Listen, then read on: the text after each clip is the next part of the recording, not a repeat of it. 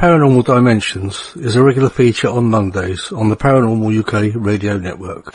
It is my firm opinion that these sightings should be investigated most meticulously.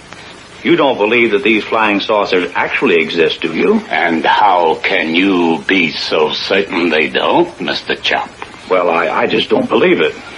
Our minds should be open on all subjects. Wrong conclusions are usually the result of lack of comprehensive analysis. Of course.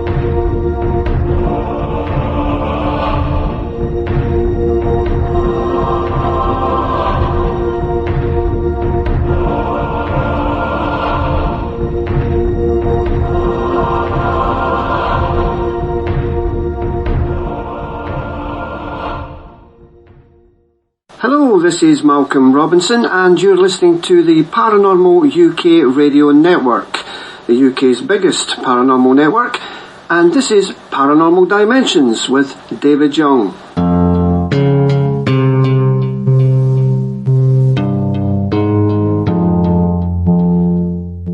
Hello, and thank you for joining me for another show. Oh, and thank you for that intro, Malcolm Robinson. I have another very interesting guest for you today, Mr. Steve Boucher. Steve has a book out called Beyond the Extraterrestrial Firewall, an Experiencer's Point of View. So we'll be speaking to Steve shortly. Before that, I'd like to say thank you again for messages and emails you've been sending. I've got a couple of really interesting ones, so I'm going to read one out in a minute. But if you would like to send me any messages or emails or complaints or anything you like, my email address is davidyoung2qn@yahoo.co.uk. That's davidyoung, 2qn, all one word, @yahoo.co.uk. Okay, I've got a very interesting one that came in. It's from a Mr. Jonathan Barton. I'm just going to read it out as it comes. It says, "Hi David, let me start by saying I love your show, Paranormal Dimensions. I live in America, in Kansas City, Kansas." No, I didn't make that up. That's actually on the email, okay? Right. Just wanted to drop a line and tell you about some weird stuff that has occurred over the last few years around here. The first was an incident that made me start to believe there may be some sort of trickster or other paranormal force at play in my life. I was in a parking lot, sitting in my car, having just come out of the local drugstore, with a small bottle of ibuprofen painkiller pills. As I started to pry open the lid to get a couple of pills out, I noticed something out of the corner of my eye, just by the gear shift. Sitting there were 3 perfectly placed pills of the exact type I had purchased. I hadn't even gotten the lid off the bottle, but there they were. My wife was sitting in the car, and she swore she had nothing to do with them getting there. It was just as if they appeared there out of nowhere. A similar incident occurred one evening whilst changing the wiper blades on my car. I had 2 packages in tow, one for each wiper. I was just finishing up installing one blade, after having only opened one package, when I turned to take the second blade out of its package, and out of the bag, I was slightly shocked because that package was already out of the bag, and the contents emptied and ready to install. I swear I had only opened one of the blade packages. Very mysterious, I must say. Another odd occurrence happened one afternoon while I was sunning on my rear porch. We live about 30 miles south of the local airport, so we see and hear airplanes coming and going over our neighbourhood on a constant daily basis. That afternoon I happened to be looking up at a passing jetliner and noticed what looked like a giant black rubber or plastic bag or ball being released and dropped from underneath the airplane toward the rear end. I just observed it for a while as it gracefully fell towards Earth. I could see the object and the plane with my naked eye, so I figured it was quite sizable, as the plane appeared to be quite high up. I never saw where it landed.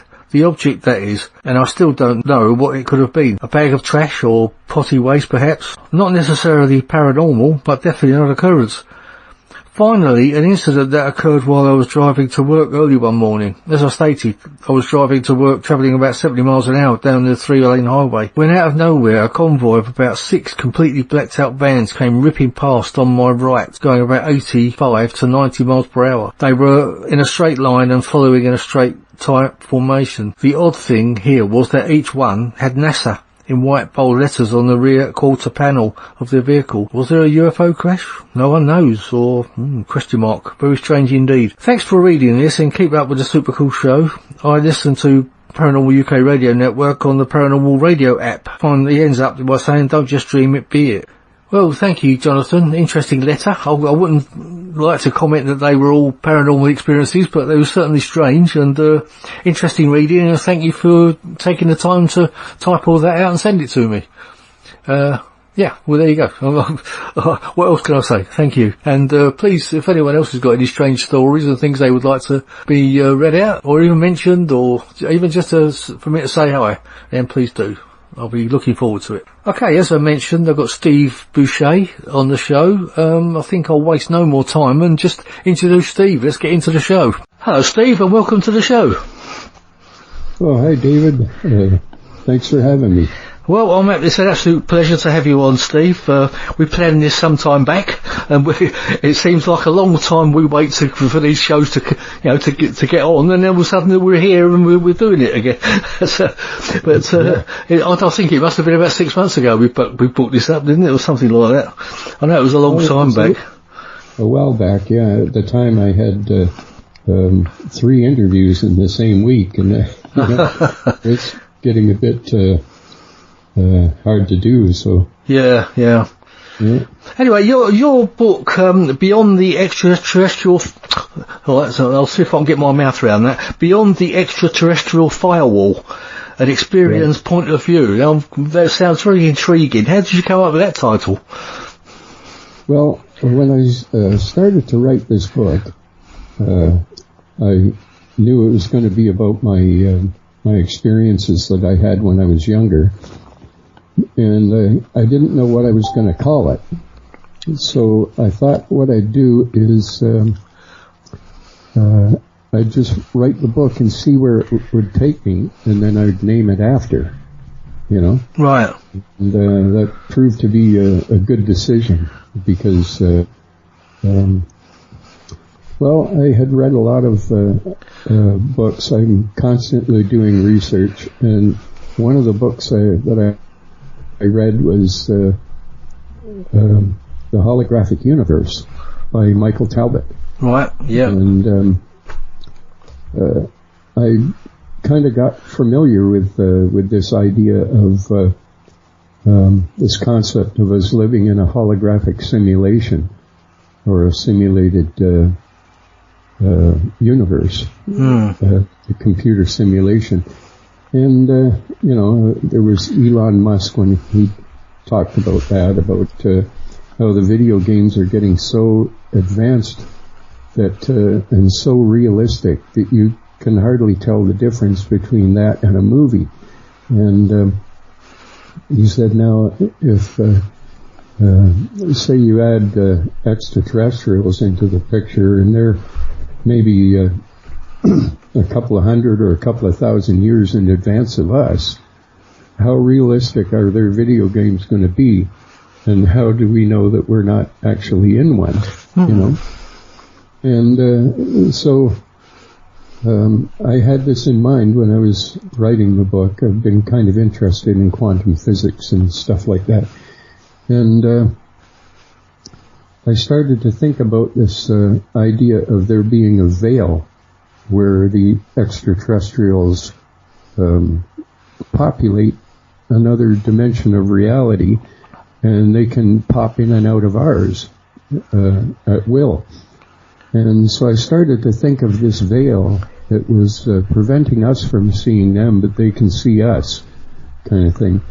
And I thought, if we're living in a holographic universe, then it might be better described as a firewall, that separates us from from this higher dimensional reality that the extraterrestrials live in, you know. And so that gave me the idea to call the book Beyond the Extraterrestrial Firewall. I can see it from that point of view, yeah.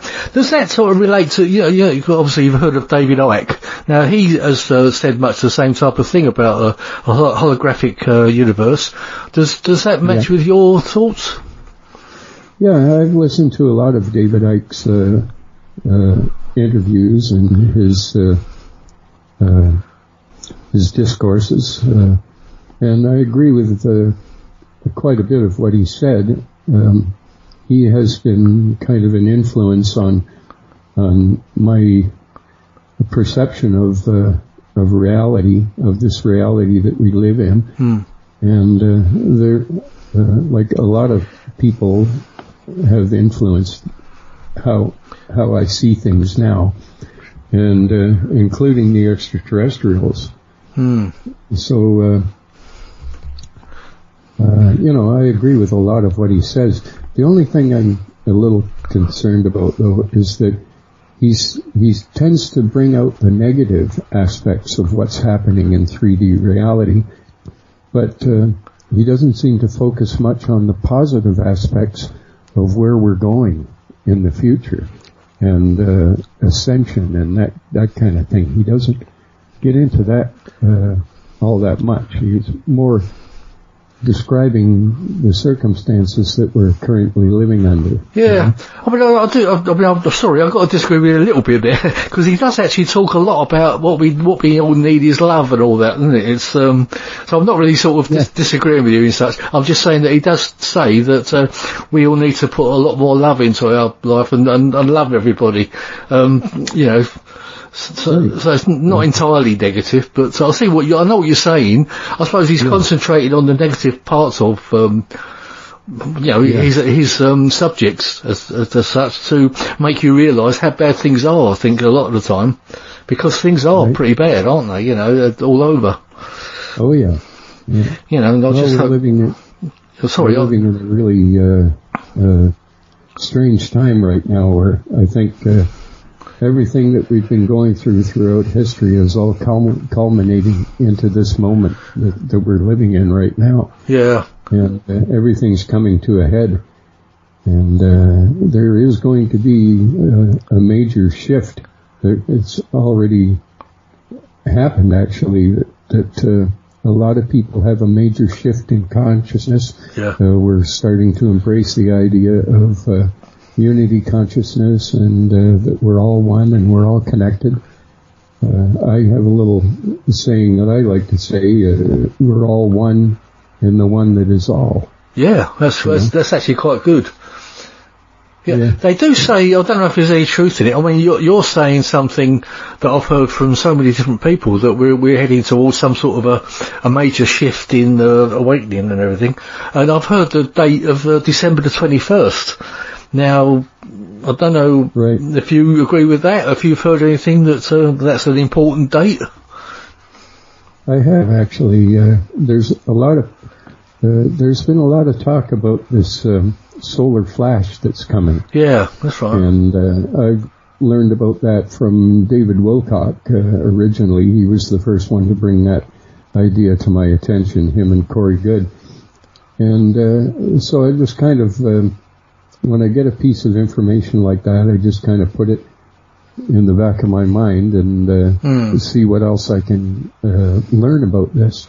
And so from other sources, I've gotten information about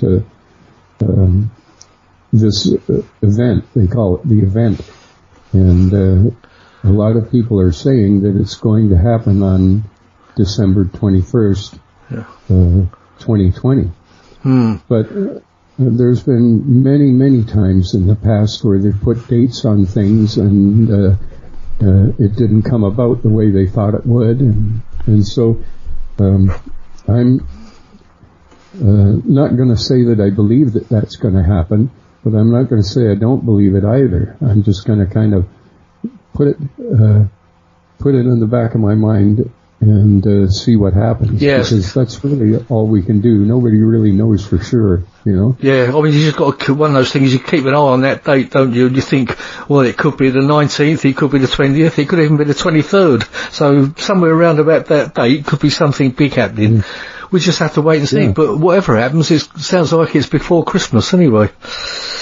Which is, well, the date is very significant, astrologically, from what I understand, that particular date. Yeah, that's what I understand too. I don't pretend to understand what the actual meaning of it is, but I understand it is an important date. Yeah. Yeah. Well, apparently there's supposed to be an alignment of planets, and that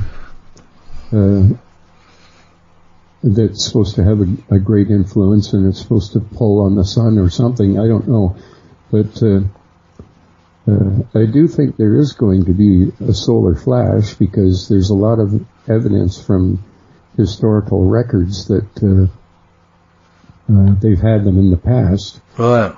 And also polar shifts and things like that. So we don't really know where it's going. No. But I have got a lot of information from Dolores Cannon. I don't know if you're familiar with her. I am, yes. Yeah, and the work that she's done, she invented this quantum healing hypnosis technique, and I've read many of her books where she discusses what she's heard from people under hypnosis. And also some of the newer hypnotists that are out there are saying the same thing, that a lot of their clients are revealing that there's an event coming in the future.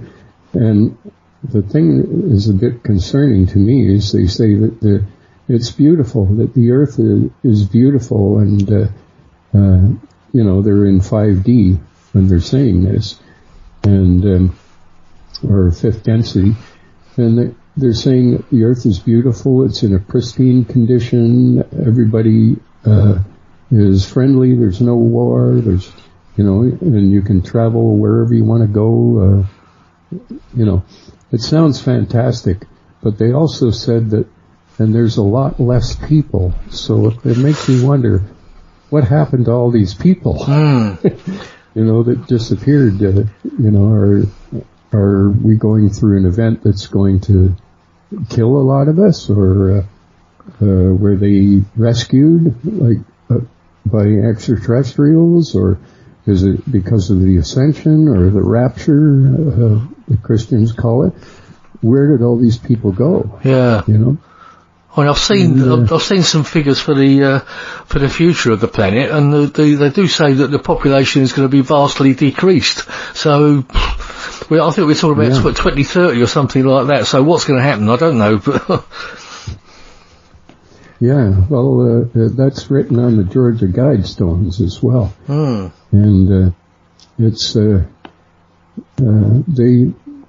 concerned, the elite are concerned that the planet is overpopulated, and we have to get rid of a lot of these people. And so I'm even more concerned about this vaccine, wondering if that's going to have an effect on it. Yeah. Unfortunately, we call them the elite. I don't look at them as the elite. Well, the cabal, or whatever you want to call them, the deep state, a lot of names for them. Yeah. But we all basically understand the concept. Absolutely. I mean, funny enough, last week I had June Longren on the show. I don't know if you've heard of her or spoken to her, but she was saying much the same as you about something big is going to be coming on off around December the 21st. So I have heard it in a few different areas. You know, so I'm going to be sitting there wondering what the hell's going to go on. You know. Anyway, Steve, tell us about your actual extraterrestrial experiences from when you were younger. Okay, well, they started when I was very young. Actually, it even goes back. I have some pre-birth memories of before I was born. Oh, right. Where I was given the mission of having to go to Earth. And so I don't know if you want me to start there. Absolutely, yeah. Yeah, that fascinates me. Because, funny enough, you're not the first one that's said things like that, you know. So it does fascinate me. June actually was talking about things like that herself last week. Like coming to Earth for a mission. And maybe we're all here on a little mission, you know. It's perhaps we're all part of it. But yeah, please carry on, Steve. Okay. Well, my story is very strange. So if you don't want to believe it, that's fine. I'm not here to convince anybody, but I'm going to tell the story honestly, the way I remember it. And so when I got the memory of the pre-birth experiences, it was at a time when I was working in a hardware store in between drafting jobs. And I went out for my lunch and I sat in my van and I was reading a book called The Nag Hammadi Library. And this book was apparently one of the books that inspired Dan Brown to write the Da Vinci Code. Right. And the crux of his story was that Jesus was married to Mary Magdalene. So when I heard that, I didn't want to read his story. I wanted to read this Nag Hammadi Library and see if I would reach the same conclusion that he did, you know. And so I was reading this book, and it's a big, thick book. It's a book of ancient scriptures, Gnostic scriptures, and I came upon a passage in there where it talked about this high place, where in this high place you could see the earth, all the earth from this high place. And I started thinking about the high place that the devil took Jesus up to and showed him all the kingdoms of the earth and said, if you do an act of worship to me, I will give you all this. And when I read this, all of a sudden it was like a dam burst in my mind, and I got this flood of memories of myself standing on this high place that I felt was on the edge of a crater on the moon. And the reason I thought it was the moon is because of the way I could see the earth from that vantage point, hanging there in space like a big beach ball. And I thought I have to be somewhere close to the earth to be able to see it from this vantage point. And there was a being standing next to me that I came to know as Rigel. And he was a gray extraterrestrial being with a large cranium and big black eyes. And he was, in my memory, I was remembering him as kind of like he had a position of authority. Like we would respect a police officer or a soldier or whatever. He had a rank, and he had this high authority, and he was telling me that I had to go down to the earth, and he was showing it to me. And the moon is actually a perfect vantage point to see all the kingdoms of the earth, because the moon is tidal locked with earth, and only one side faces the earth, and so you can see the entire earth revolve from the moon, you know. And so it's the perfect vantage point to see all the kingdoms of the earth. So that's where I felt that I was, and I viewed myself at that time as a young child. I wasn't a gray, I was like a human small child. And so this being was telling me I had to go down to the earth, and I was telling him that I didn't want to go. I was terrified of the idea of going down there. And he said, why don't you want to go? And I said, because I've heard so many horrible things about that place. And so that's how I know that this is my first incarnation here. I believe this is my first incarnation on Earth. And he was saying, well, you have to go because the council has decreed it. And I was wondering who this council was, you know. I did some research into that later, but anyway, he kept telling me that I had to go, that I didn't have, convincing me that I didn't have a choice in the matter. And I said, well, what would happen if I don't go, if I refuse to go? And he said, well, believe me, there's a lot worse places they could send you than Earth.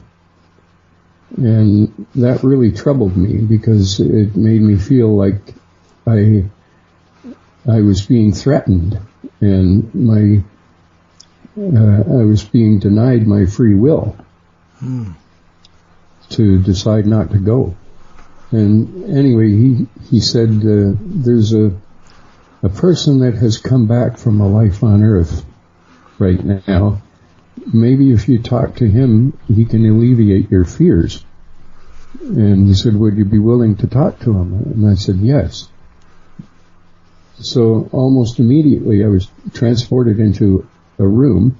It was a small room with only one piece of furniture, which was a chair in the center of the room, just a wooden chair. And this guy who was sitting in the chair, hunched over, you know, and he looked like he was in deep despair. The room was dimly lit, and there were no windows. And so I walked up to him and I said, I understand that you just came back from a life on Earth. And he said, yes. And I said, well, what was it like? And he said, well, it's hard to explain. And I said, well, was it good or was it bad? And he said, well, it was kind of both. And I said, well, was it more good than bad or more bad than good? And at that point he said to me, well, I'm actually not the best person to ask. And I said, well, let me put it this way. If you had to go back, would you go back? And he said, well, that's the problem. He said, I have to go back. And I said, why? And he said, because I didn't complete my mission. And at that point, I realized that he had taken his life, that he committed suicide when he told me that he didn't complete his mission. So anyway, when I was back on the crater, and Rigel asked me if he alleviated my fear at all, and I said no, he made me feel worse. And so anyway, he says, well, you have to go because the council has decreed it.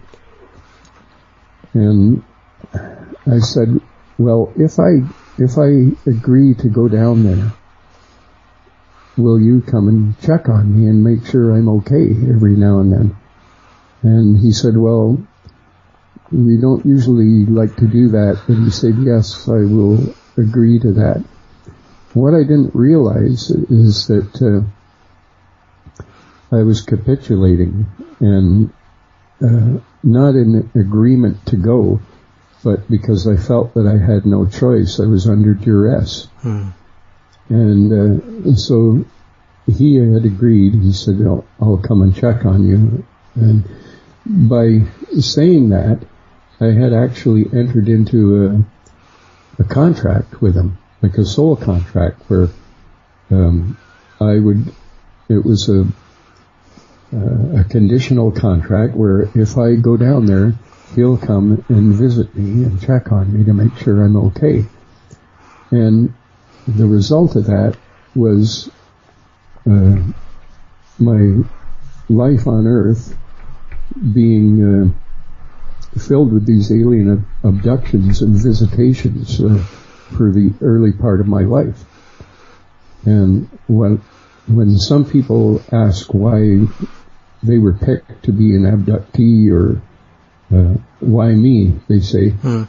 I have the answer to that because I made this agreement with him that if I'd go down there, he'd come and check on me.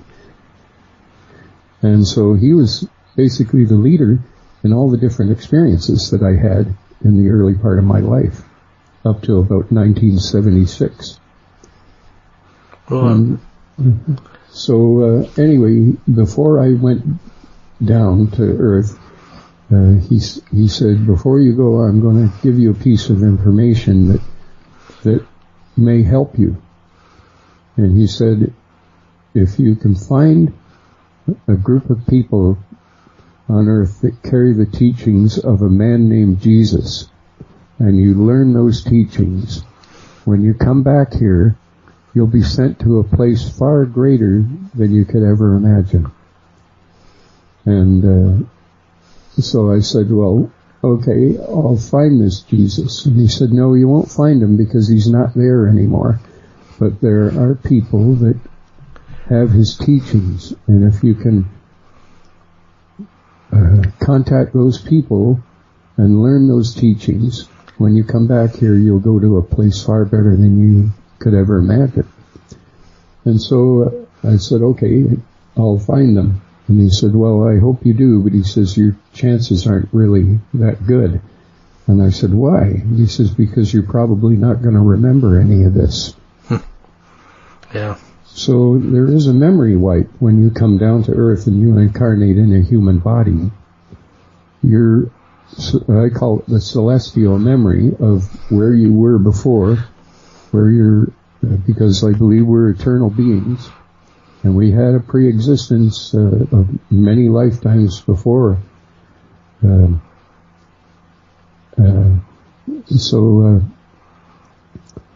I felt that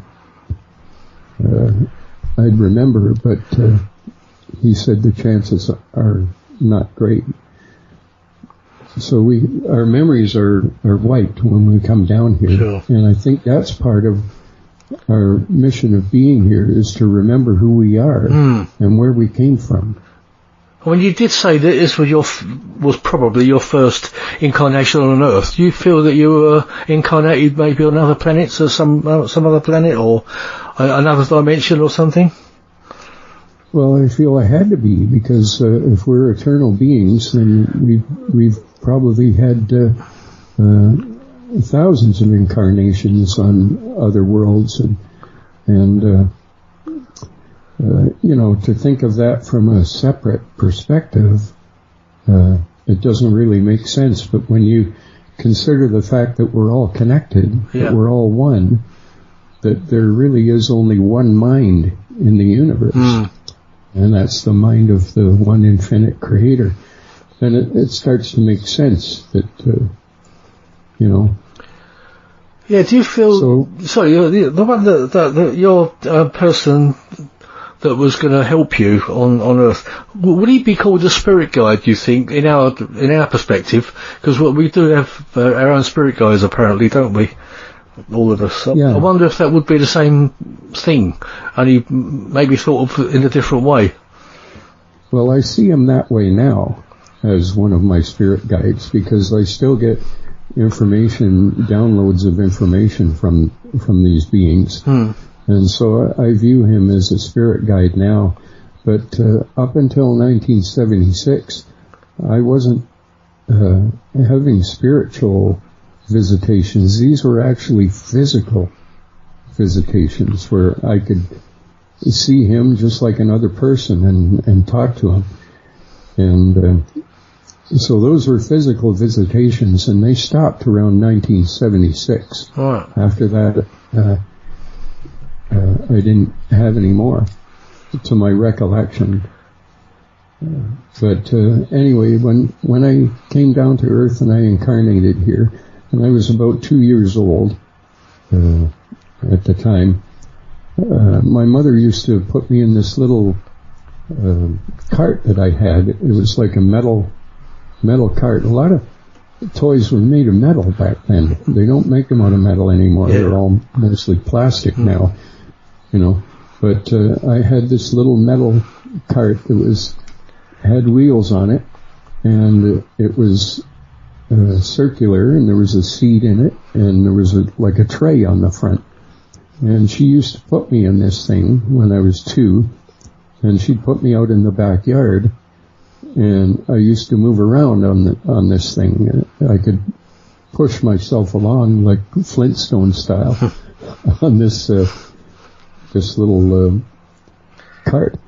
And one day I was out there, and our backyard was actually mostly a dirt laneway that led out to a honey house in the backyard, where there was a guy that used to sell honey from this building, and he had the best honey around. Everybody used to come to him to buy jars of honey. And so I used to play out there in front of that building. And one day I heard this voice in my head calling me by name, and they called me Stevie. And I was looking around to see who was calling me. And my mother was inside. There was like a screen door that she could see me through the screen door. And it wasn't her. And I wondered where this voice was coming from. So I said, "Where are you?" And they said, "Look over to the left." And they said, "Do you see the bushes?" And I said, "Yeah." And they said, "Well, we're behind the bushes. Can you come back behind the bushes?" And I said, "Well, I can try."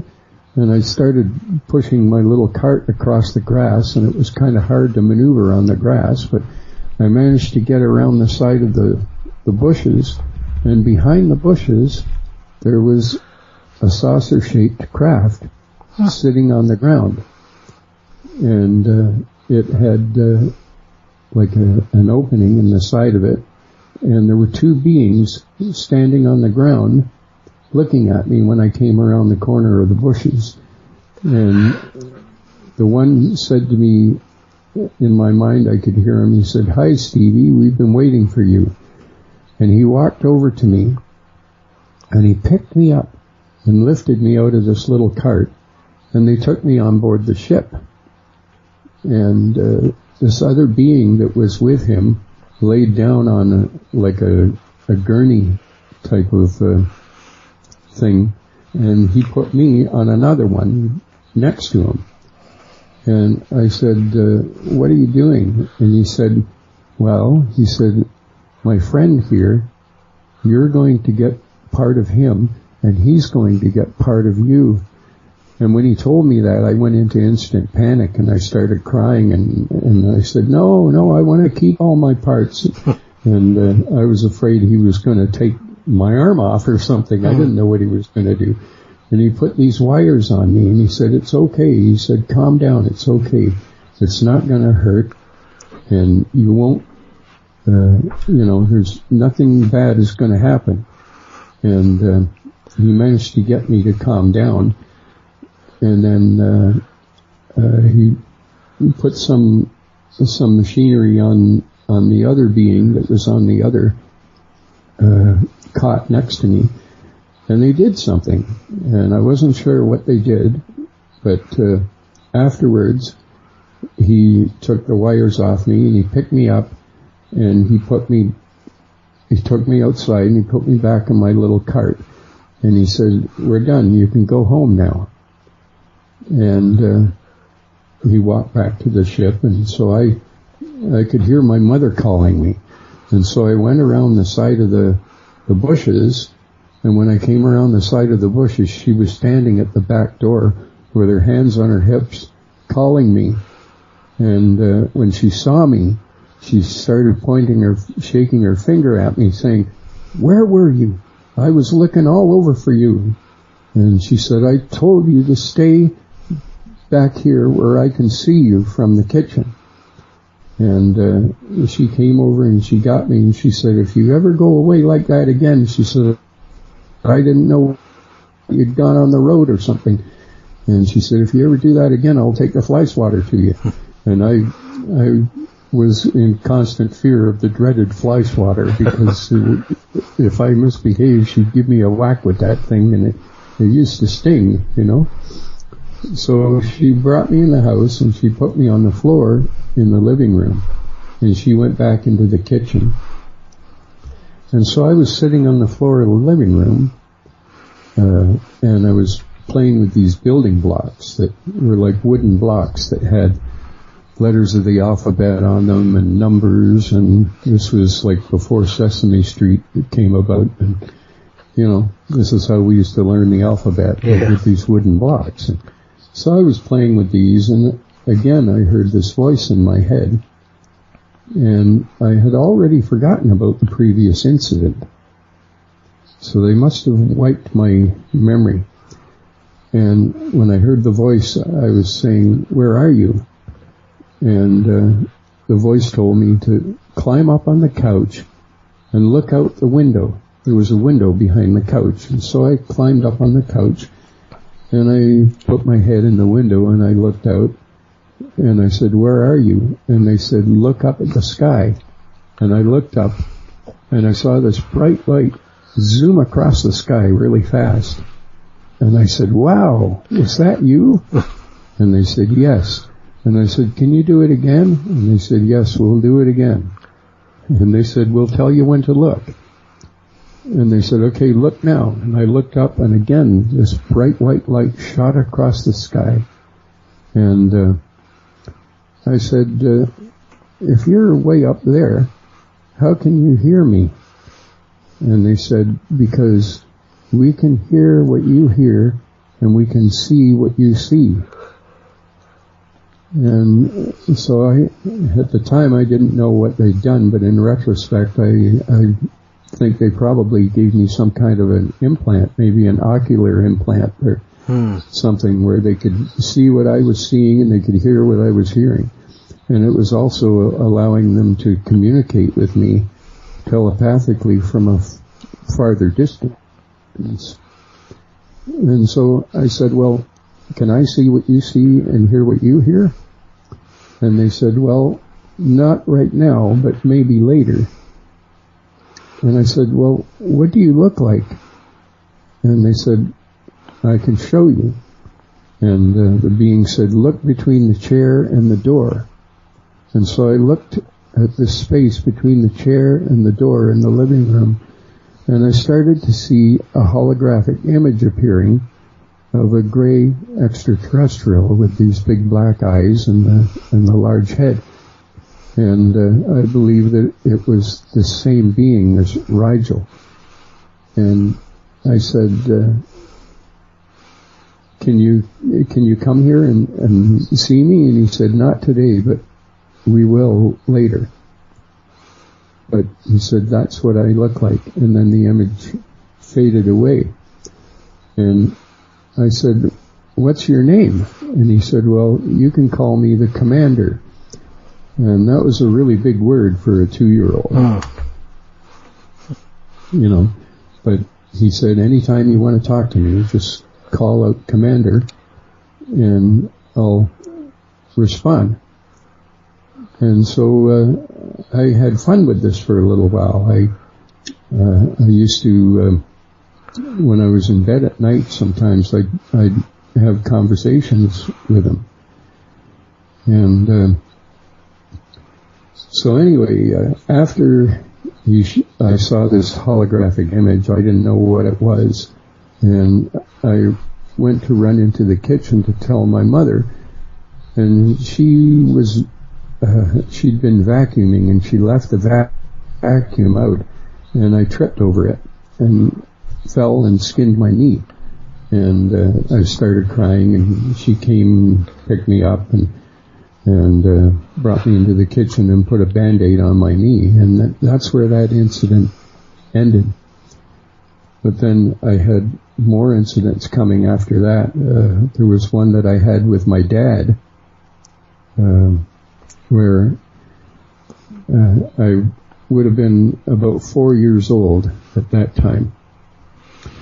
Incidentally, my mother said, when I told her this story about the beings and that I felt I was 2 years old, she said, "Well, that's too advanced a conversation for a 2-year-old to have, you know. She said, and she said, how could you, you know, you weren't even able to speak properly. And I said, well, these beings can read your mind. They communicate telepathically, and they know what you're thinking.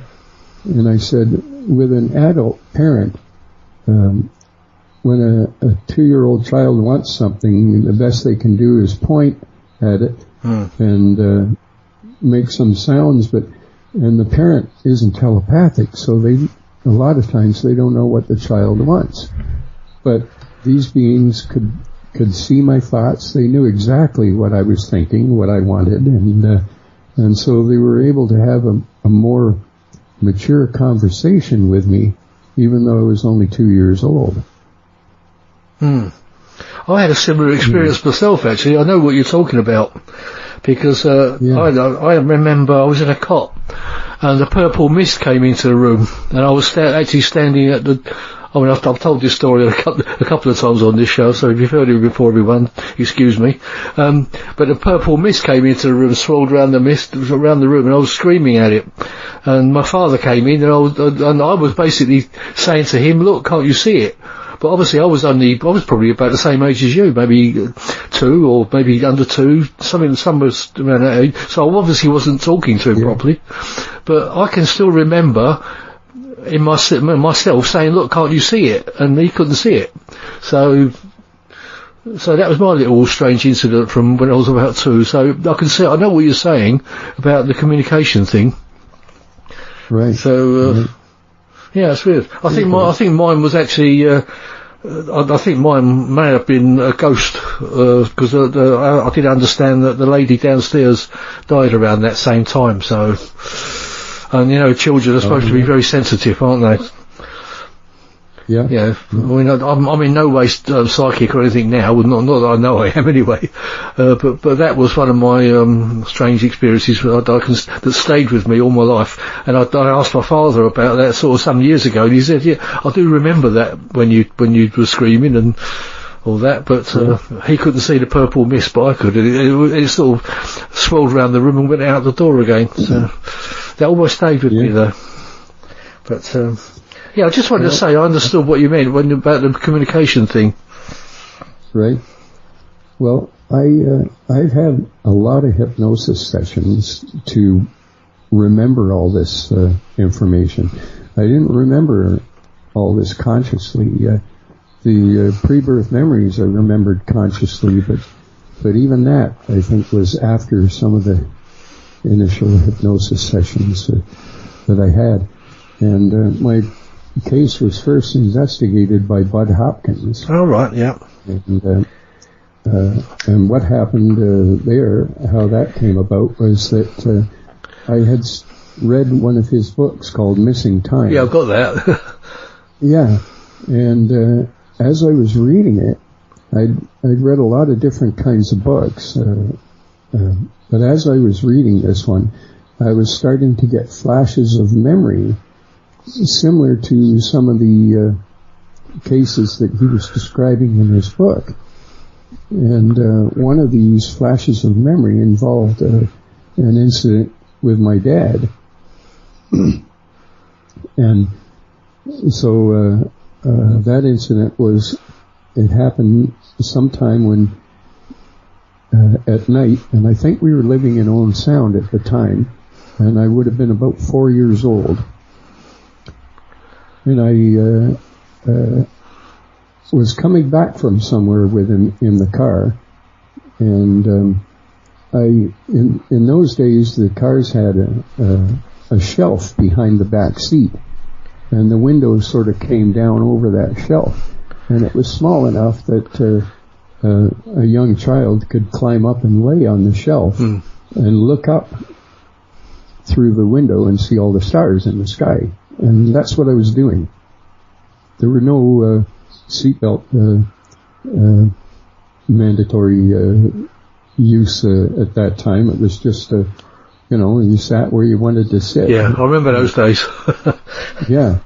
And I was laying on this shelf behind the back window looking up at the sky, and I started to see a star up there that was moving, and it seemed to be following us. And then I noticed that it was getting bigger and bigger, and so I knew it was getting closer to us, and I was wondering what that light was. And so I got down off the shelf, and I climbed over the seats into the front seat, and I was sitting next to my dad, and I said, what's that light out there? And by this time, it had gotten so low that it was following us at treetop level. And he said, what light? And I said, that light. And I pointed out the window. And when he turned his head and looked, and he saw this thing following us over the trees, he went into instant panic. And he stepped on the gas to try to outrun it. And we were on like a country road. And there were trees on both sides of the road. I believe they were evergreen trees. And he was trying to outrun this thing. And it suddenly shot ahead of us and started coming down in the road in front of us. And it landed on the road, and we had to stop. And my dad, he kind of regained his composure, and he was watching this thing, and two beings got out, and they were standing in the road in front of the car. And the ship lit up the whole road, pretty much. And he looked at me and he said, I want you to stay in the car. He said, under no circumstances do you get out of the car. You stay in the car and stay low so they don't see you. And he said, I'm going to go and see what they want, and you stay here. And he got out, and I was kind of surprised because he calmed himself down, and then he got out of the car and he was walking toward these beings, and I didn't know who they were. I peeked over the dashboard and I could see that they were different, that they looked different somehow. And I wondered if I knew them, because I guess maybe even then I'd had this feeling of a strange familiarity about them. But he walked up to the one being that appeared to be the leader, and the other being was over his left shoulder, standing there watching. And he was gone for a while. He was talking to them in the road, and I got very curious, and I wanted to see who these beings were. And when you're 4 years old, you can get away with a lot, you know. And I knew that I'd be in trouble if I got out, that I had to see who they were. My curiosity got the best of me. And I got out and I started walking toward my dad, and he heard me, and he started blocking the view of the alien so it couldn't see me. And at the same time, he put his hand behind his back and he started waving his hand to get back, you know. And I didn't obey him. I walked up behind him and I stood there behind him, and all of a sudden the being that he was talking to looked over his shoulder and looked right at me. And then he looked at my dad, and I heard in my head, I heard him say, you seem to be concerned about the child. And my dad kind of laughed sheepishly, and he said, well, yeah, he said, that's my boy. And then he turned to me and he said, I told you to stay in the car. Now you go back and get in the car and stay there and wait for me. And I said, but I want to see, you know. And he said, go back and get in the car. And the being suddenly said to my dad, would you like my crew member to take him back to the vehicle for you? And my dad didn't like that idea. He said, no, that's okay. He said, we have to go. My wife's waiting for me at home. And so the leader that was talking to my dad, he looked at the other being, and immediately the other being walked over to me, took me by the hand, and walked me back to the car. And my dad was just standing there with his mouth hanging open and looking, and he looked really uncomfortable about this situation. He was not comfortable with it.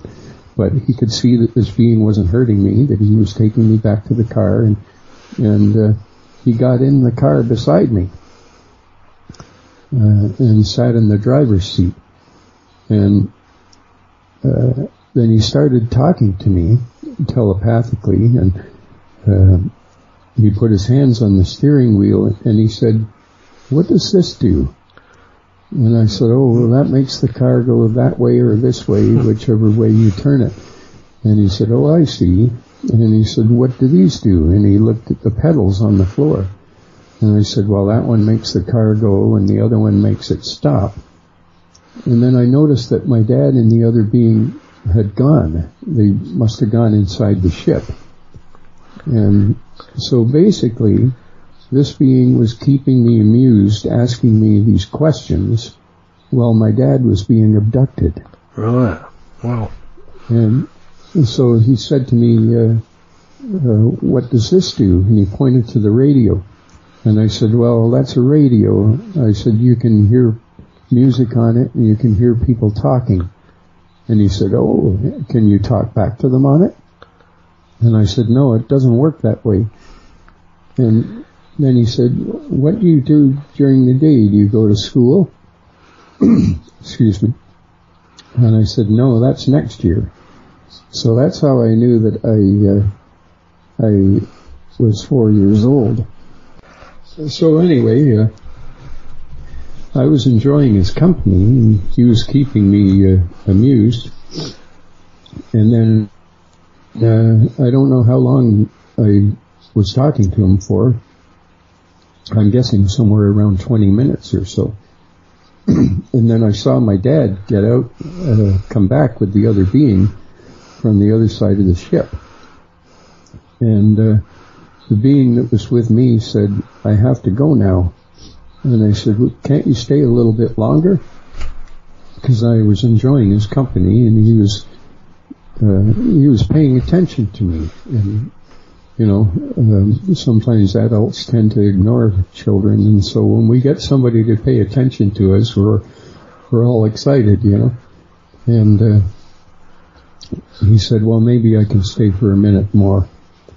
And then I saw my dad and the being that was talking to him nodded to the being in the car, and he said, "Now I do have to go."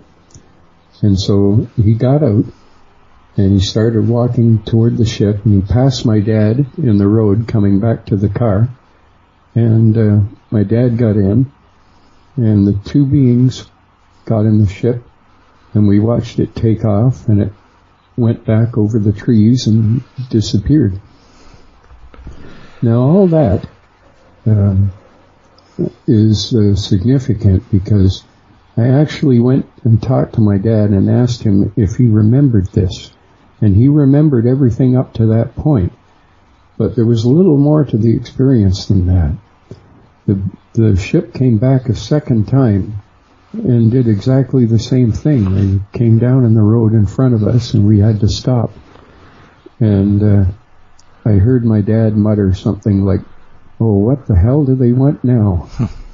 And just the one being, the leader, got out, and he came over to the vehicle, and he went over to the driver's side, and he motioned for my dad to roll the window down. Back in those days, the windows had a crank to crank them down. We didn't have electric windows back then. Yeah, again, I remember those. Yeah. And so my dad rolled the window down, and he said, "What is it?" And the being said, "You forgot these." And he handed him his glasses. Oh. And my dad took the glasses and put them on, thanked him, and he went back to the ship, and we watched them leave again. Well, my dad didn't remember that part, the second part. But he did remember everything up to that point. He remembered having his hand behind his back, motioning for me to get back in the vehicle. And when my dad remembered this, I decided at that point that I was going to write to Bud Hopkins. Because in the back of his book, there was a paragraph that said, if you feel that you have had any incidents similar to the ones described in this book, you can write to me at this address, and I'll put you in touch with somebody who will help you research your case. And so when my dad confirmed it, then I knew it wasn't a dream, it wasn't just imagined, because he remembered the same thing. So I wrote to Bud Hopkins, and to make a long story short, he called my house within a couple of weeks, and he wanted my dad and I to come to Manhattan and stay in his art studio, which was like a furnished apartment. And my dad couldn't go because he had to work, but I had a vacation time coming up, so I agreed to go.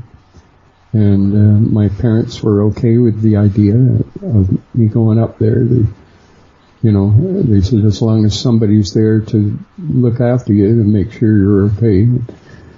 And so I went, and I took the Sky Bus, which was like a smaller plane that businessmen used to use to travel back and forth for meetings.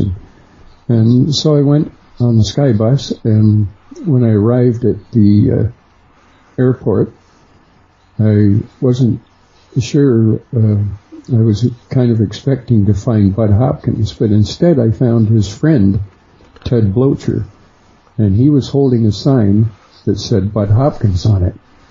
And so when I got off the plane, I immediately recognized that was my contact, and I went over to him, and he took me to Bud's art studio in Manhattan, and gave me a key to the apartment, and he gave me some instructions. He said, when you go out, if you go out, don't go out at night if possible. Only go out during the day, but if you have to go out at night to get something from the corner store, don't make eye contact with anybody, and don't stop for any reason. Just keep going, and when you get back to the apartment, lock the door. Make sure the door is thoroughly locked. And so he was kind of scaring me a little, because it was making me think that this is not a good area to be in. But anyway, so that's what I did. And he gave me an agenda, like a list of things that I was to do. And one of them was to go to Dr. Aphrodite Clamar, that did the hypnosis cases mentioned in his book, Missing Time. And she was going to do 3 hypnosis sessions on me, and he also wanted me to go and see this behavioral therapist that would give me a number of tests, like the Rorschach test with the ink blots and stuff like that, and an evaluation of my character, my personality, to make sure that I wasn't crazy, or that I wasn't doing this for attention or something like that. And so she gave me a number of tests when I went to see her. She was a vegetarian, and she gave me a number of tests, the Rorschach test, and she gave me an IQ test and a test on the history of presidents in the United States, which I felt was kind of unfair because I was Canadian, but I managed to do very well. I could name more presidents of the United States than I could prime ministers of Canada. So I did very well on the tests, and she invited me to stay for lunch, and I stayed, even though I wasn't really that comfortable with the idea, because she was giving me all vegetarian food, and I was used to meat. And so she gave me a smoothie made with sunflower seeds in it. And to me, it tasted like wallpaper paste, you know. It was, but anyway, she ran these tests on me, and I went to see Dr. Clamar, and Ted Boucher went with me, And strangely enough, Bud Hopkins showed up around the middle of the week. He had told me that he wouldn't be there, but Ted would take me to these hypnosis sessions,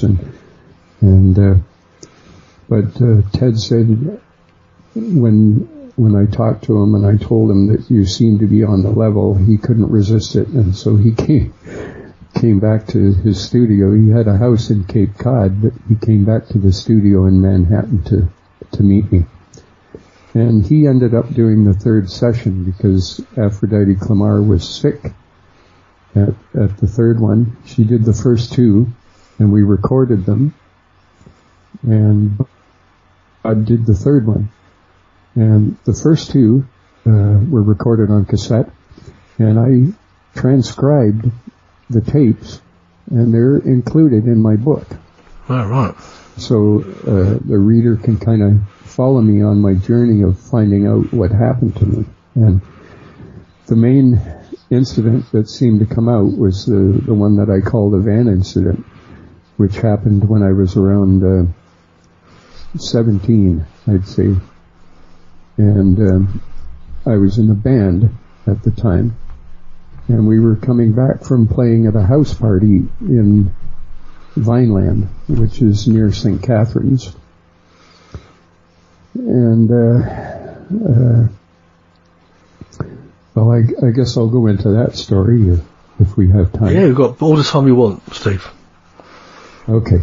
So, anyway, what happened was, at this party we played at, there was a guy there that was a hitchhiker.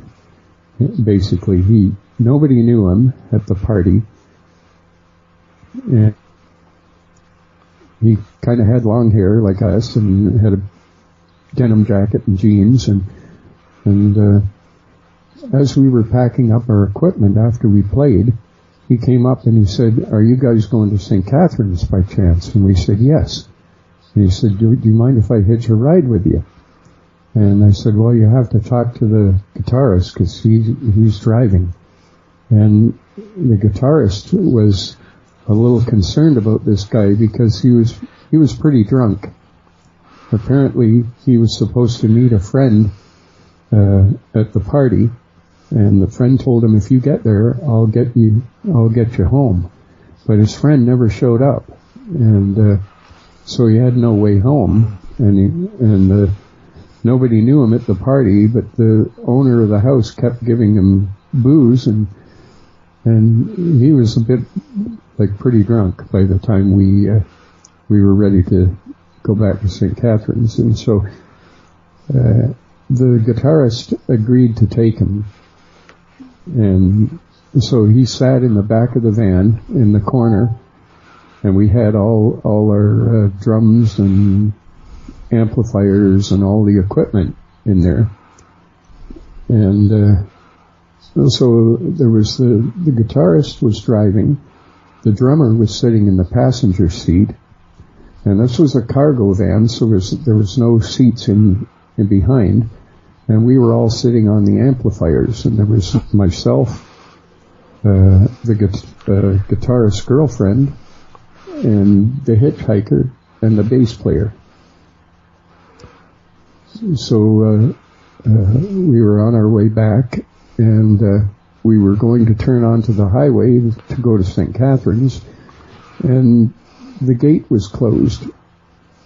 And so we decided to take the service road down to the next junction and get on the highway there. So we took the North Service Road, which runs parallel to the shoreline of Lake Ontario. And there was a restaurant further down that is still there. It's gone through 2 or 3 different owners and different names. But anyway, we started driving on the service road, and we were all talking in the back of the van. And then suddenly the driver stopped, and he said, you guys better take a look at this because you're not going to believe it. And so I looked over the seat, and in the road, in the parking lot of this restaurant, blocking the road was another saucer-shaped craft.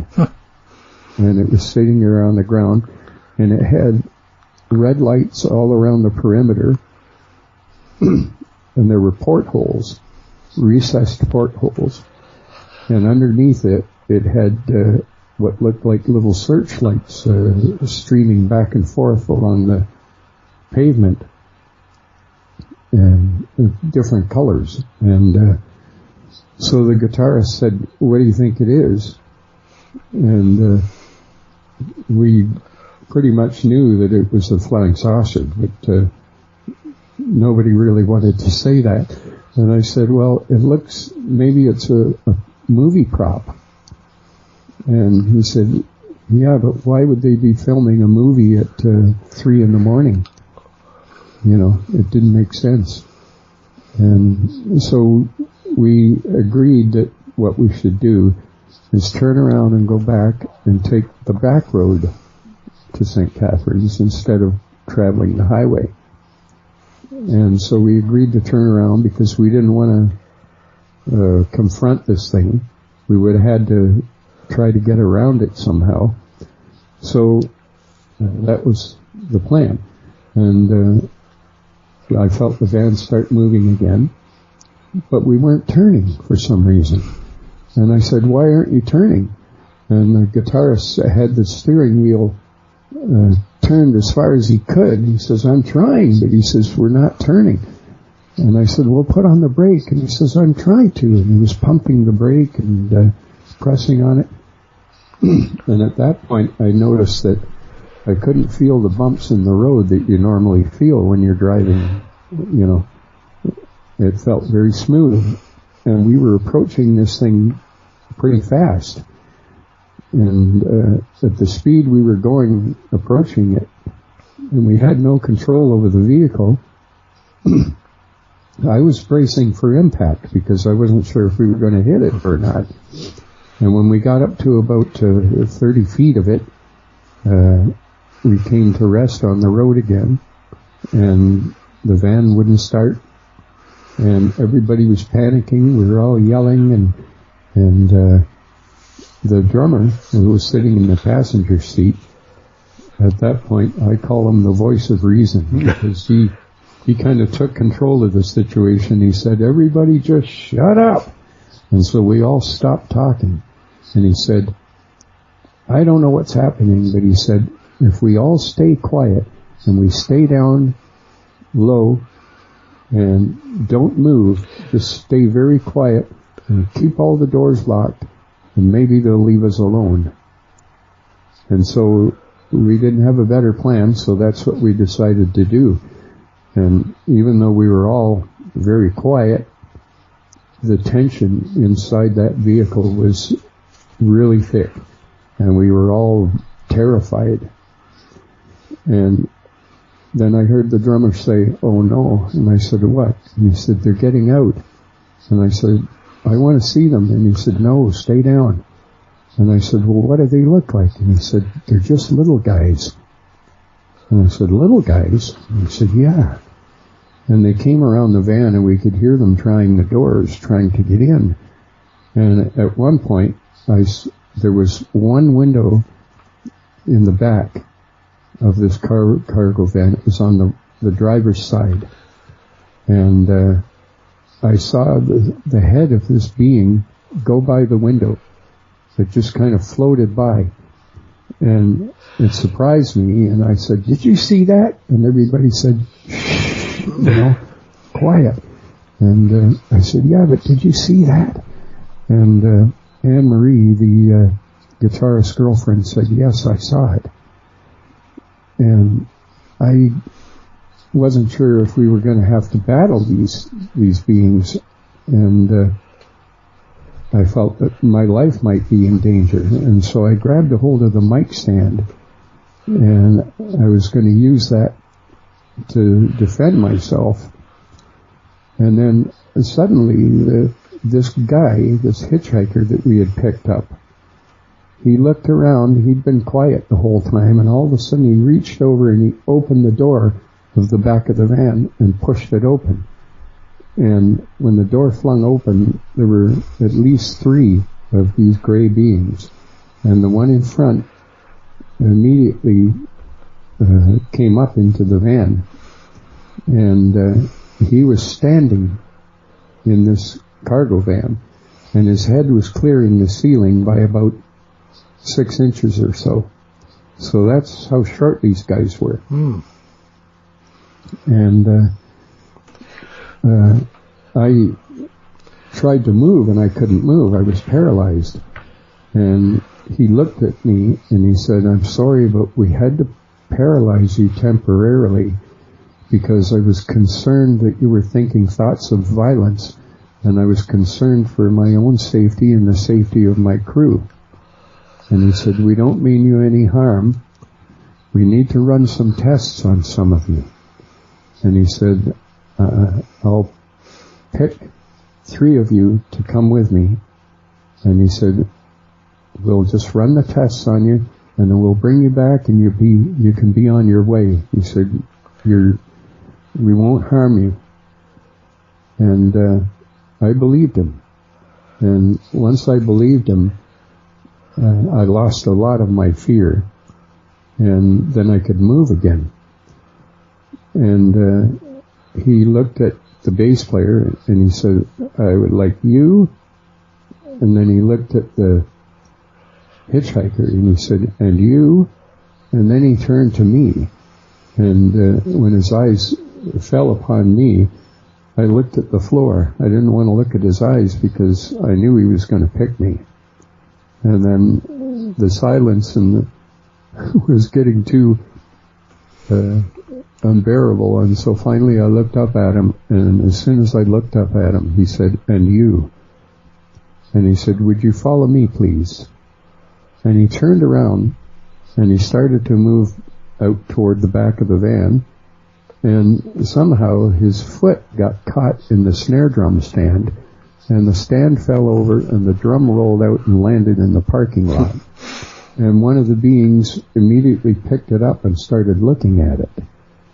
And when I got out, the leader had got out before me, and the being that held the drum handed it to the leader.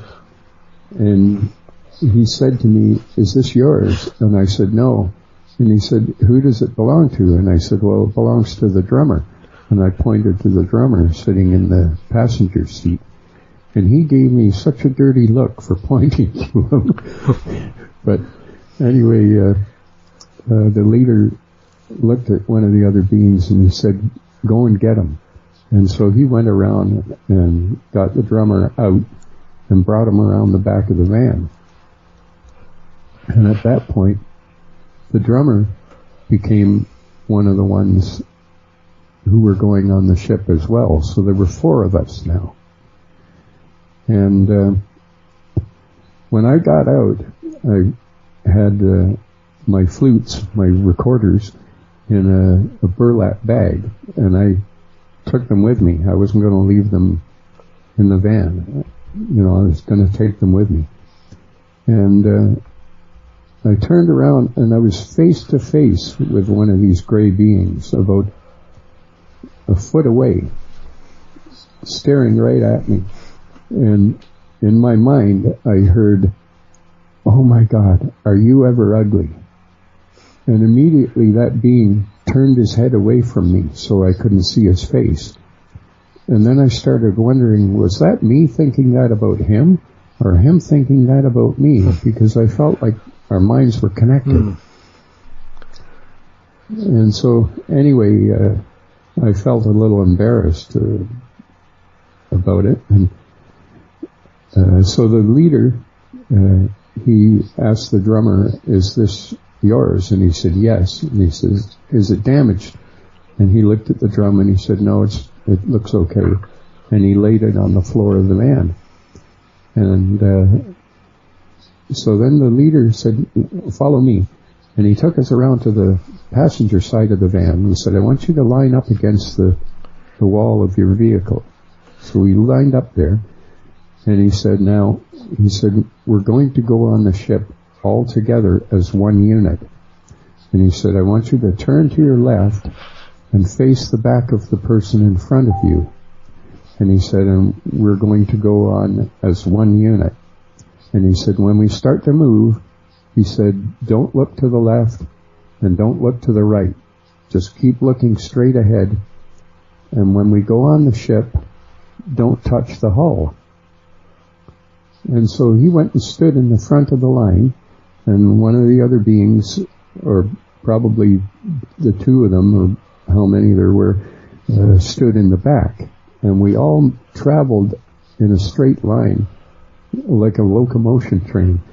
But we weren't touching the ground. We were all levitated off the ground, and we were all moving together as one unit.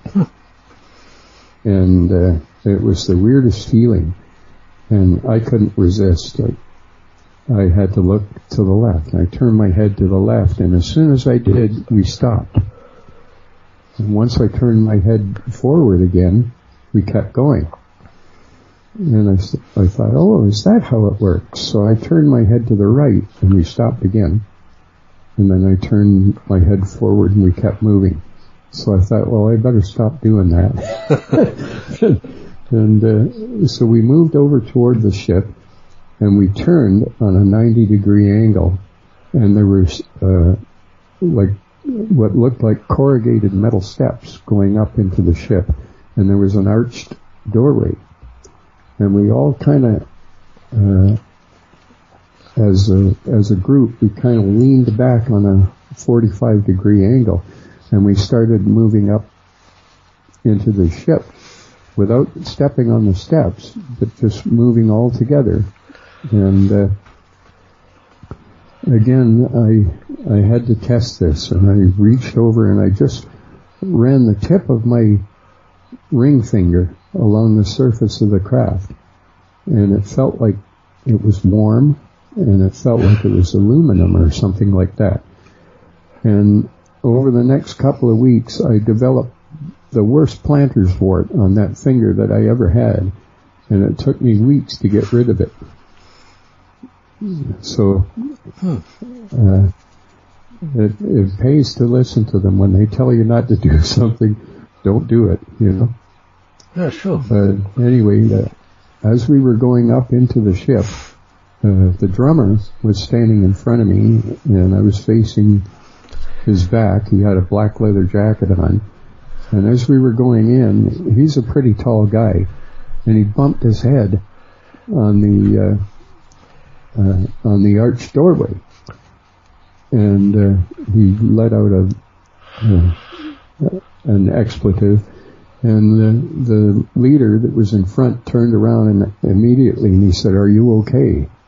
And he said, "Yeah, I'm all right," but he wasn't happy about being there at all. So as soon as we got inside the ship, it was kind of dimly lit, and they separated us from one another. And I had gotten the leader, and he brought me over to a bench, and there were benches situated along the perimeter of the ship on the inside. And he told me, he said, in order to do these tests, you'll have to remove your garments and place them in a pile on the floor. And he said, they'll be okay. You'll be able to see them from where you are. Nobody's going to take them. And he said, you can put your bag on there too, the bag that I had my instruments in. So I stripped down to my underwear, and I put the bag on top of my clothes, and I asked him, can I keep my underwear on? And I noticed all the other guys were taking off their clothes as well. And he said, yes. First he said, what's underwear? And I had to show him. I pulled on the strap, and he said, yes, you can keep that on. And so once everybody had removed their clothing, I noticed that the hitchhiker was wearing long underwear. And I thought that was kind of unusual. But anyway, he took me over to another part of the ship where there was a set of counters, like a countertop with cupboards underneath them. And he asked me to climb up on the countertop and sit there. So I climbed up on the countertop, and he said, I'll be right back. And he turned around and he went over to one of the other beings, and this being had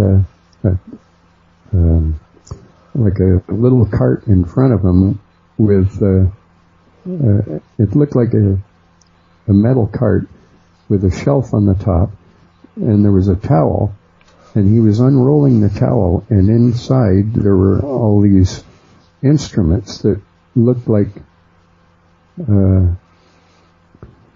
surgical instruments or dental instruments or something like that. And I was sitting on this countertop, and I thought, I've got to get something, because nobody's going to believe me when I tell them this. And I was looking around for something to take, and I couldn't see anything. And my hand came to rest on a knob on one of the drawers below me. And so I thought, I wonder if this knob will unscrew if I turn it. So I started turning it, and sure enough, it was getting looser and looser, and I managed to get it unscrewed, and it came off in my hand. And then I thought, well, where am I going to put this? I don't have any pockets or anything. How am I going to hide this from them? And so I just held it in my hand.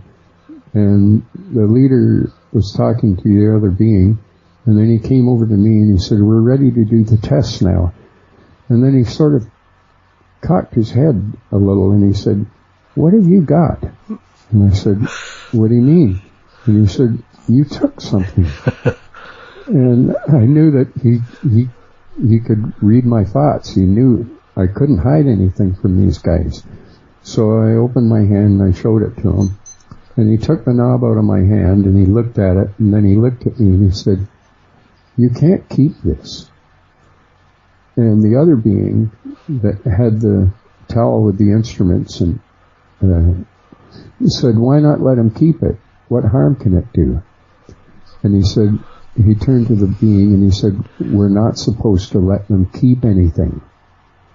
And then I knew that they were under some kind of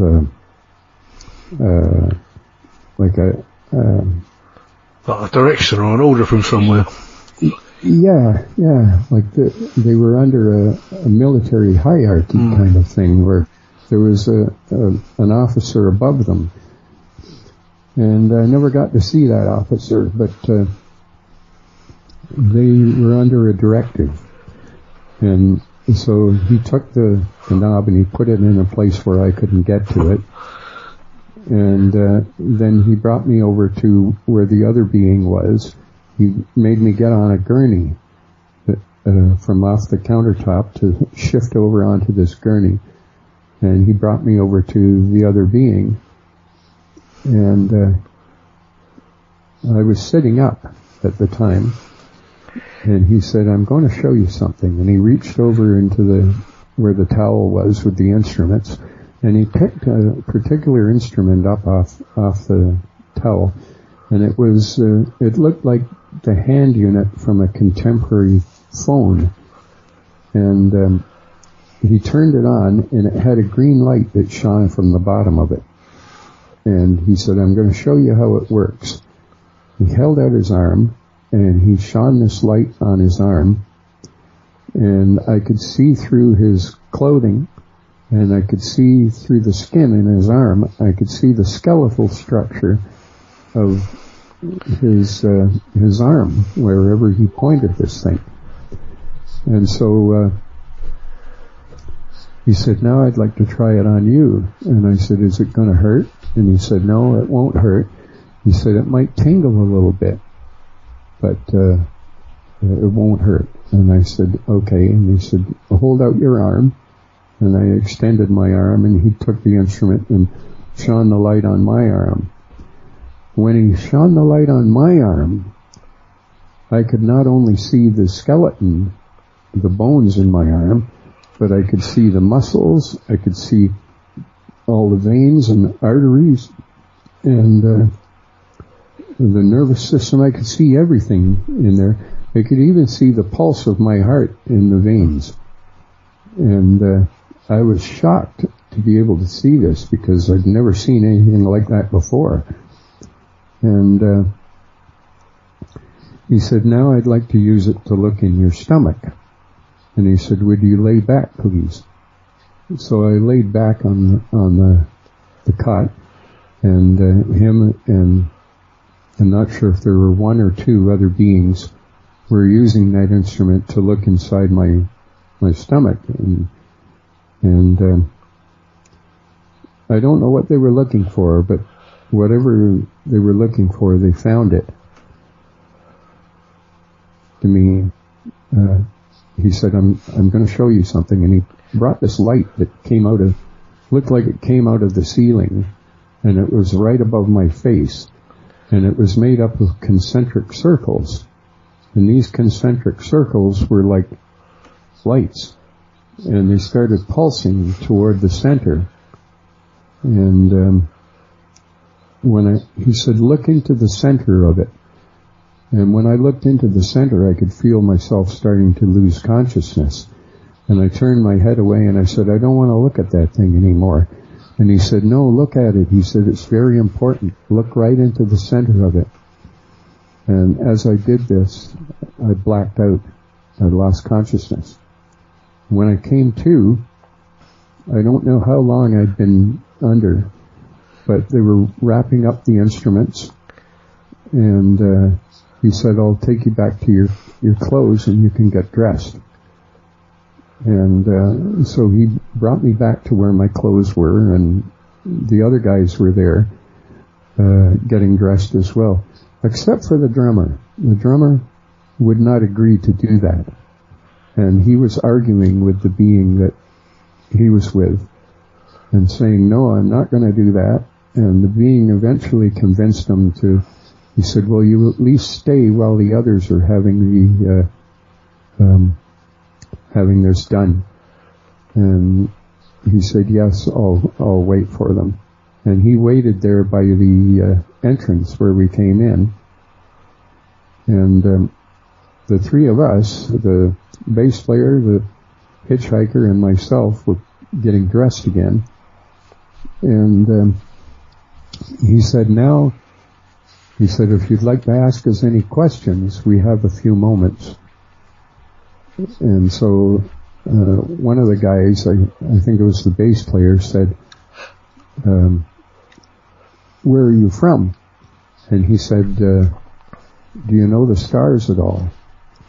And we said, no, not really. And he showed us a star map on the wall, and he said, well, it won't mean much to you then, but we're from this area here. And now I know a little more about the stars, and I feel very strongly that he was pointing to the belt of Orion, or somewhere in the constellation of Orion. And so anyway, then the hitchhiker, it was his turn to ask a question. He said, do you have any bases here on Earth? And the being said, yes, we have one right out here. And he pointed out toward Lake Ontario. And then it came to my turn, and while this had been happening, I was thinking of that I wanted to ask them a more profound question, something that they don't normally get, from people when they abduct them. And so it came to my turn, and I said, what is the true religion on Earth? And he kind of looked very surprised that I'd asked a question and like that. And he looked at the other being, and then he looked at me and he said, why would you ask us that? And I said, well, because obviously you're a lot more advanced than we are, and you're probably advanced more socially and technologically, and probably spiritually as well. So if anybody would know what the true religion on Earth is, it would be you guys. And he seemed amused at my answer, and then he said to me, there is no true religion on Earth, and that's the end of the questions. And I said, well, wait a minute. I said, you can't just leave me hanging like that. Why do you say that? And he said, I'm sorry, but we probably said too much already. And he's got us ready and started moving us toward the exit. And this time we didn't go as one unit. We all went separately down the steps. And a couple of the beings went down with the other guys, and I made it a point to be the last one to leave. And I wasn't sure why, but I felt like, in my heart, I felt, let the other guys go first and wait. And just as I was about to follow behind them, he put his hand on my shoulder and he said, wait a minute. And I turned and looked at him and he said, I want to talk to you further. And then I don't remember what happened after that. I must have blacked out again. And when I came to, I was standing outside the ship in the parking lot, looking at him, at this being standing in the doorway, and he was kind of silhouetted in the doorway with the light behind him. And he was telling me something. But he was talking directly to my subconscious, not my conscious mind. And he'd been telling me something, and the last few words I got were, and you will be a great help to your friends and family in the future. And then I felt this tremendous love coming from him. Like a love that it was like an unconditional love that I'd never felt before from any other human being or anybody. It was just a very strong emotion of love. And it was cold outside. It was in the winter time, and my face was itchy. So I went to scratch my face, and it was soaking wet. And I realized that I've been crying. Why was I crying? And then he came down into the parking lot and walked over to me. And I was wondering, I was trying to remember what he had said to me, but I couldn't remember because it went into my subconscious. And it was kind of like trying to recall a beautiful dream that you had. And the more you're trying to recall it, the more it's slipping away, you know? And it felt like that.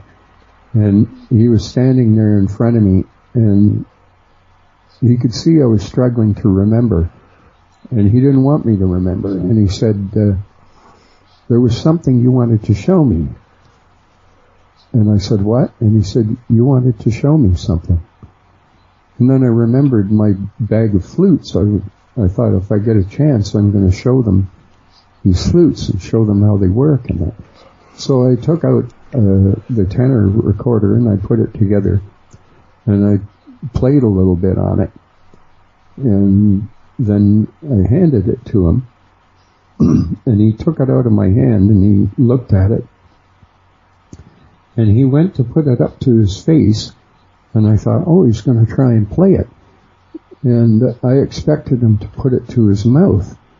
But he did something really strange. He put it up to his nostrils. And he blew into it, and he got a sound out of it. And I wondered, why did he put it up to his nostrils? And I found the answer out several years later when the Canadian UFO Research Network took over the investigation of my case. One of the members showed me a book that contained a report of an alien autopsy by Leonard Stringfield. And in this report, it said that the being that they were autopsying had no digestive system that they could see. The mouth was just basically a pocket, and it stopped at the throat. And they had one organ that did the job of the heart, the liver, and the lungs, basically, and no digestive system. So they could only breathe through their nose. And that, when he showed me this, that explained why he put the recorder up to his nose to play it instead of his mouth. And so anyway, after I'd had this discussion in the parking lot with this being, he said, "Would you like me to bring you back to your ship or to your vehicle?" And I said, "No, that's okay." And I took out a small recorder, a soprano recorder, which is like the ones that the kids play. And I said, "Would you like to keep this as a souvenir?" And he said, "What's a souvenir?" And I said, "Well, it's something to remember me by. It's a gift to remember me by." And he said, "Yes, that would be fine." And he took it and he put it up to his belt, and it just clung to his belt. And I thought that was kind of unusual because there's nothing metallic or magnetic in it. And I wondered how he could get it to stick to his belt like that. And then I started thinking to myself, I hope I can find another one of those recorders at that music store because I like that one. And immediately he took it off his belt and said, "Would you like it back?" And I said, No, that's okay. You keep it." And he said, "You're sure?" And I said, "Yes." And I kept forgetting that they could read my thoughts, you know. And so I asked if I'd see him again, and he said, "Yes, you'll see us again." And so I walked back to the van. When I got there, the back doors of the van were open, and everybody was sitting inside, and they all looked like they were in a state of suspended animation. They were just frozen. And as soon as I climbed in, they all came to life. And it was like they were having a conversation, and they'd been stopped right in the middle of conversation or something. And the drummer looked at me and he said, "We've all come to an agreement about something." And he said, "We need you to agree to this as well." And I said, "What's that?" And he said, "We are not going to tell anybody about this." And I said, "What?" I said, "We've got to tell people about this. People need to know this is happening." And he said, "No, we are not telling anybody about this because nobody would believe us anyway."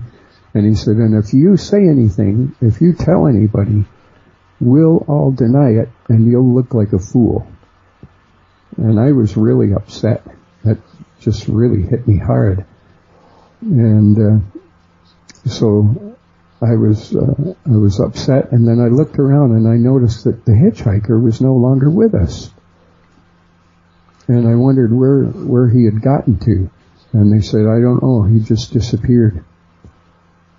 And so anyway, that started making me wonder if he may have been planted on us specifically to open the door and let them in. But anyway, so we started home. When I got home, all the way home I could hear them in my head telling me, "You're going to forget this. You're going to forget all about this."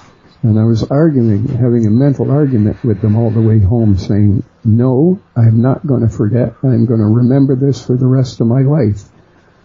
And when I got home, I came in, my parents were already asleep, and I went into the kitchen, and I took out a pad and a pen, and I made myself a sandwich, and I wrote down everything I could remember that happened in point form.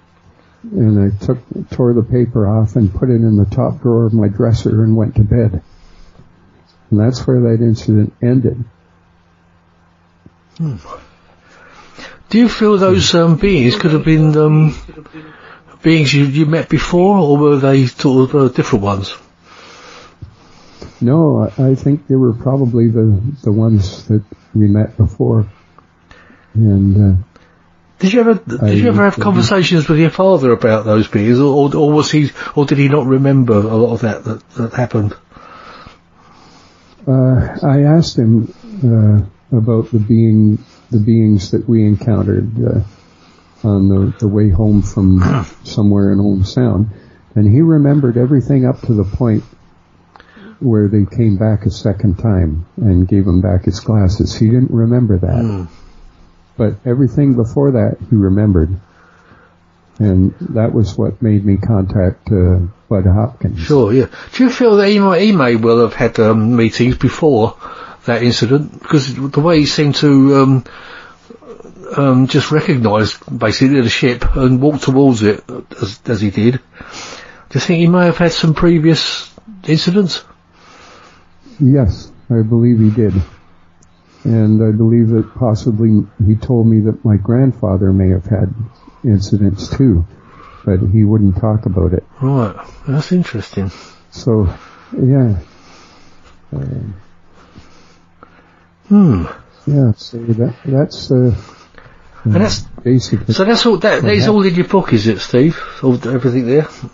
Yeah, it's all in my book, and some other incidents that happened before that, and some that happened after. Also, it's a fascinating story, I must say. Yeah, it's really weird, and a lot of people kind of question it. I've been asked a lot of questions, but this is the way I remember that it did happen to me.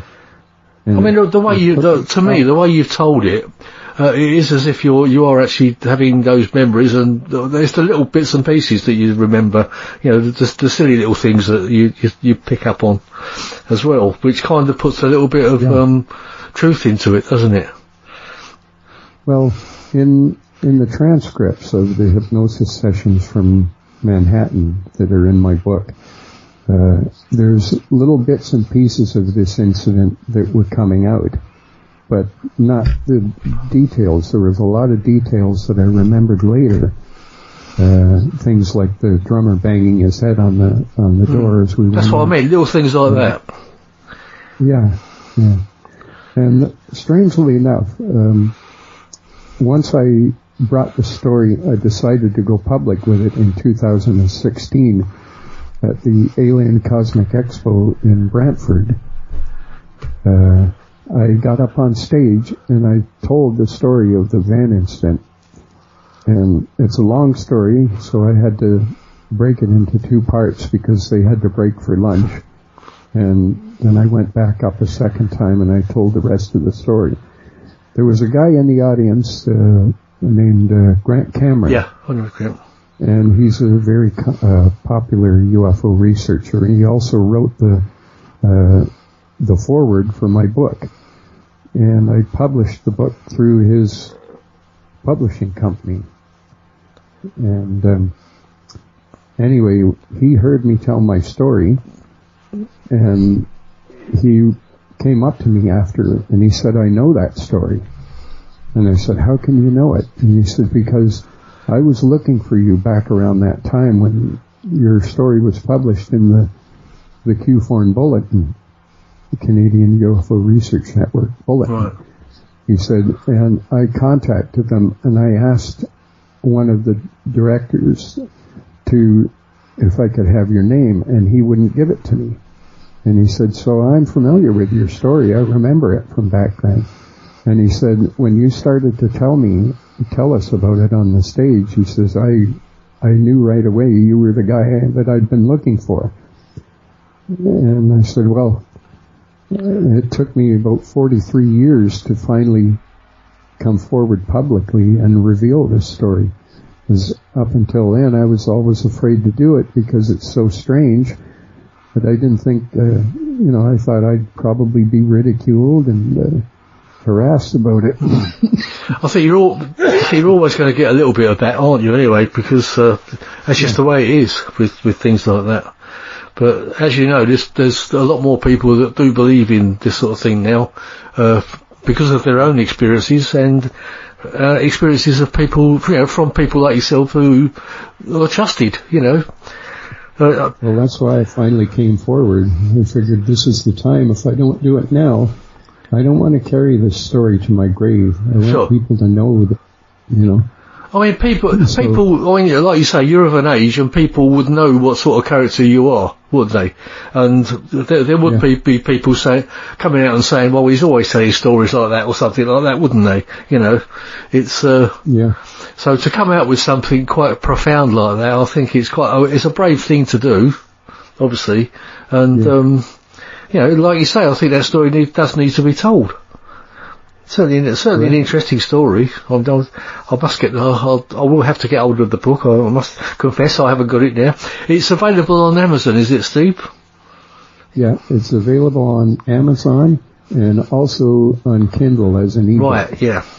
Because what I'll do next week, when the show goes out next week, I'll put a link on the Paranormal Dimensions page. So if anyone out there is listening and is interested in getting it, you can follow my link, or you can go searching directly from this show. But okay, I also have a website. Oh right, it's called www.experiencer.ca. Experiencer.ca. Okay, yeah, I'll check that out as well, and I'll put a link to that. That's excellent, Steve. Okay. It has some tabs on the website where you can hear some of my music, and you can look at some of my artwork, and also other videos of interviews that I've had. Yeah.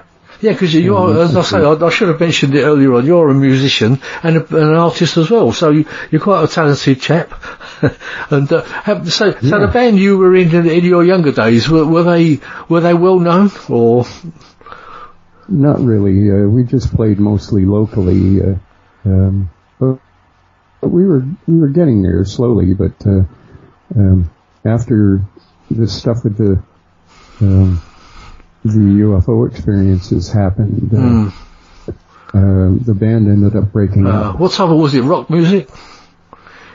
Yeah, it was mostly rock music. We called ourselves Harmony Grove. Harmony Grove. We had some good harmonies, and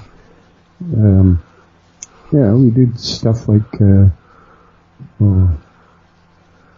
do you call it? Can't remember the names of some of these bands now, but Beatles, Rolling Stones. Some Stones, and like soft rock type things. Is that kind of what it was? Well, kind of soft rock. Eventually, our guitarist went on into jazz. He became popular in the city as a jazz musician, and the drummer stopped drumming. The bass player disappeared. We have no idea where he went. What? And the hitchhiker managed to watch one of my videos on YouTube that has over 2.2 million views. Wow. And he remembered placing the drum stand in the way of the being so that to see if he would trip over it. And he contacted me later on, this guy. When he saw that video, he said, when I read the part about the drum falling, he said, then I stood up. He says, I knew that I was that guy. Oh, yeah. Well, there you go. That's a piece of evidence to back you up, isn't it? Exactly. But that's in my book as well. So all the conversation I had with him, and well, we'll have to check out some of your music as well. So it sounds like, I mean, I'm really interested in music anyway. I've been all my life, so it's definitely something for me to check out, Steve. Anyway, it's been a great pleasure having you on, Steve. We got almost 2 hours there. It's amazing how the time's gone. Anyway, I'll leave you to the rest of your day, and thank you ever so much for coming on and spending some time with me. And as I say, I'll send a link out to you next week when it goes out, and I hope you enjoyed coming on. And I did. Thank you so much for it's been great. It's been a really interesting story, and it's been great to talk to you at last after all this time. But anyway, thank you, Steve, and I'll hopefully speak to you again. Stay in touch. And okay, thank you. Yeah, thanks again. Cheers, Steve. Thank you. Bye-bye. Bye now. Well, you've been listening to Paranormal Dimensions. I'm David Young. It was Steve Boucher, and very interesting story. Thank you, and hope you'll join us again next week. Thank you. Bye-bye. Unidentified flying objects, commonly known as flying saucers, do exist. Some kind of flying objects have been photographed in the sky. If they cannot be identified as objects known to man, what are they? If they are not man-made, who made them? If they are not from this planet, where are they from?